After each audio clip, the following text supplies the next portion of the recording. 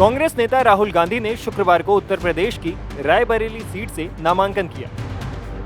दरअसल आज सुबह ही पार्टी ने रायबरेली से राहुल गांधी की उम्मीदवारी का ऐलान किया था। इसके बाद वो दोपहर को रायबरेली पहुंचे और नामांकन किया। इस दौरान उनके साथ मां सोनिया गांधी और बहन प्रियंका गांधी भी मौजूद दिखी। राहुल गांधी ने नामांकन के बाद कहा कि रायबरेली से नामांकन मेरे लिए भावुक पल था। मेरी मां ने मुझे बड़े भरोसे के साथ परिवार की कर्म भूमि सौंपी है।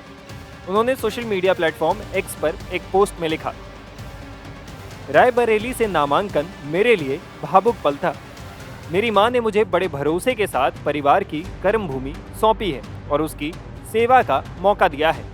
अमेठी और रायबरेली मेरे लिए अलग अलग नहीं है, दोनों ही मेरा परिवार हैं और मुझे खुशी है कि 40 वर्षों से क्षेत्र की सेवा कर रहे किशोरी लाल जी अमेठी से पार्टी का प्रतिनिधित्व करेंगे।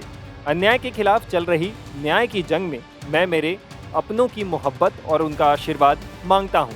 मुझे विश्वास है कि संविधान और लोकतंत्र को बचाने की इस लड़ाई में आप सभी मेरे साथ खड़े हैं।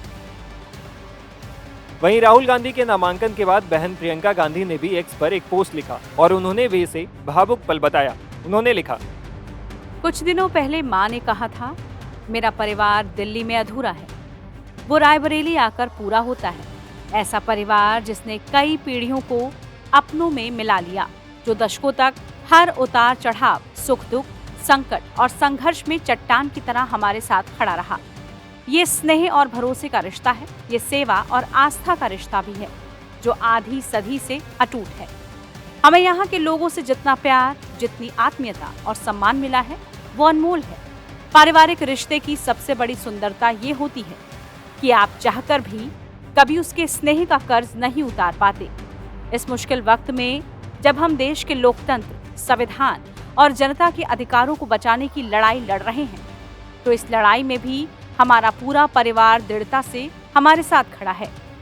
आज हजारों परिवारजनों की मौजूदगी में बड़े भाई राहुल जी ने अपना चुनाव नामांकन दाखिल किया। इधर राहुल गांधी के अमेठी छोड़ रायबरेली से चुनाव लड़ने को लेकर पीएम मोदी ने उन पर निशाना भी साधा है। मैंने पहले ही बता दिया था कि शाहजादे वायनाड में हारने वाले हैं और हार के डर से जैसे ही वायनाड में मतदान समाप्त होगा, वो दूसरी सीट खोजने लग जाएंगे। और अब दूसरी सीट पर भी उनके सारे चेले चपाटे कह रहे थे अमेठी आएंगे, अमेठी आएंगे, लेकिन अमेठी से भी इतना डर गए, इतने डर गए, वहां से भागकर अब रायबरेली में खोज रहे हैं रास्ता। ये लोग घूम घूम कर सबको कहते हैं डरो मत।